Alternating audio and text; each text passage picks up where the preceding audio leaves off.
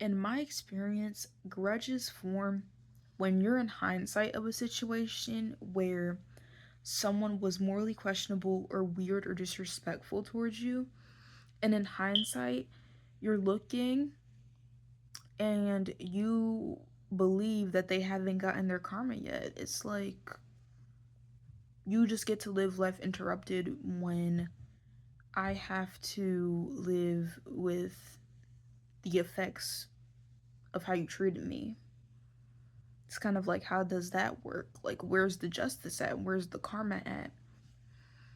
And I had gotten to a point, I said I had gotten, but this was like a couple weeks ago, about 2 or 3 weeks ago. I had gotten to a point where I feel like I had exhausted it. Do you understand what I'm saying? In my mind, I kept thinking, like, where is their karma at? Like, did they actually learn a lesson or no? Or, like, I wonder if they learned the lesson or if they actually understand how they affected me or X, Y, and Z, this, that, and the third. And I had exhausted that because it's really not any of your business and you're kind of making it your business. I feel like another way of exhausting your options before, and I feel like all of this is saying how much more can you take before you decide a new reality for yourself? Before you decide that you've exhausted everything you can from this current situation, from the way you're currently handling things, how much can you do of that before you actually decide a new reality for yourself? I feel like that's kind of what I'm learning right now. Because another way is that I feel that I've exhausted this reality is when I don't feel heard, I don't feel understood. When I express how something made me feel, I don't feel emotionally safe. I don't feel that I get what I need emotionally. And then it results in arguing because I just said in plain English how this made me feel, and I don't feel heard. And now I feel triggered. So now I feel like I have to argue my point down. And that's also something that I feel that I've exhausted. I also feel that it's very interesting that when looking at my biological family, like my biological family, I feel like the relationship, no matter what side of the family I'm looking at, no matter who I'm looking at, there was always a projection of what they wanted me to be, who they wanted me to be. And I could feel that. Whether I could feel it or whether I was making it up about like what, but I feel like I could always tell in the way they talked about me, in the way that, yeah, in the way they talked about me or the way they talked to me. You can tell the projections of what they want you to be, especially if you're a certain type. I don't know how to explain it. Like, the people who get it, do the people who get it. And for a very long time, like up until late last year, I feel like I was stuck in living in the way that they wanted me to by living up to their projections of what they wanted for me, like living up to what they wanted for me. I feel like up until late last year, I've been doing that. And now that I'm slowly slipping away from living up to their projections, um, it feels like everybody is getting love, but only from a distance. And I don't even want to say love, like getting a little personal. My father, right? I've been saying I appreciate you, cause nothing about right now feels really affectionate with any of them, to be honest. The main person who I have an actual connection with is my grandmother. That, I would say, is the main only like significant connection that I feel that I have. And I don't even live with my grandmother anymore. We don't live in the same space physically, but I go to visit her. And I even, not that, I feel like not being physically around her a lot or talking to her a lot definitely did that, but I could still talk to her if I wanted to. I just feel that every single connection, like biological family wise, is like kind of weakening, or it's like, yeah, I appreciate you, but I'm not feeling any like type of affection. And it's even gotten to my father, like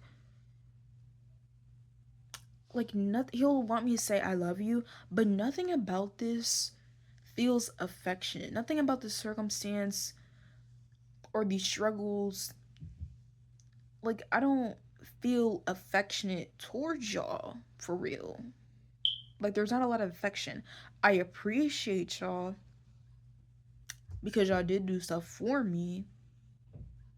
Y'all were there for me in certain ways, but nothing about this feels really affectionate to me. So that's just me though. Honestly, getting through grudges, I personally had to accept the pain, I guess. Accept the pain. I cried a lot. I know I'm a crier.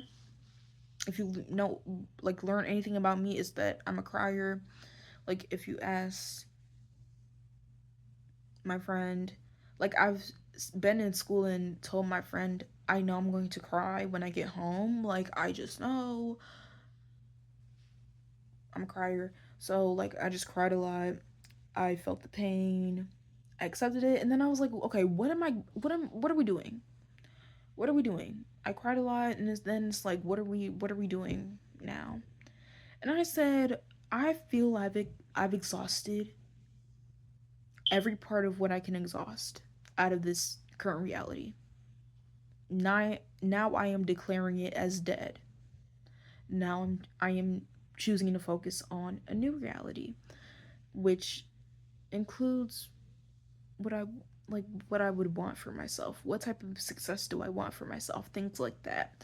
And obviously there are logical, literal signification like signifiers of this, like, oh, I'm about to graduate high school, go on to college, I'm turning 18 over the summer. Like, yes, there are literal logical signifiers of like me moving into being my own foundation and me moving into basically being my own power source. That's what's been like talking to me. Like that's what I've been hearing.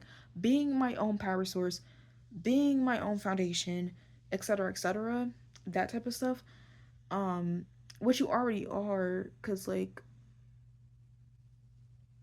we're not going to get into that. But it ties deeply into my manifestation roots, like what I've learned from all the creators that I've watched so far. I have a manifestation based playlist on YouTube here. You can go look at it. I have videos that have helped me understand manifestation, decisions in the mind. And I've been indulging in that content because I am not letting myself get derailed from the mission. I'm thinking about this. This is a mission. I am not letting myself get derailed. I am sticking to the decision in my mind. That's it. And indulging myself in that content is a way of me keeping on track, in my personal opinion.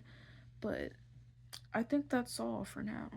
I think I figured out this is how much I can take before I decide something new for myself. And I'm gonna leave with one last thing. The last thing I'll leave with is I have a playlist of me venting about a specific situation. It does have to do with peers at my school. So if you're from my school, like if you know, you know, like when you watch the videos and I describe the people, like if you know, you know. But I will say, I don't know if you are at this point and you're like, oh, I want to choose something new for myself, I don't know if it's helpful for you to watch videos of me venting about my situation, because these videos are from a year ago when I was going through my a trying time, a trying situation, which I said that there's been multiple of these within my life, but this specifically has to do with like my peers and stuff, which I want to give a disclaimer, like I'm not trying to start discourse.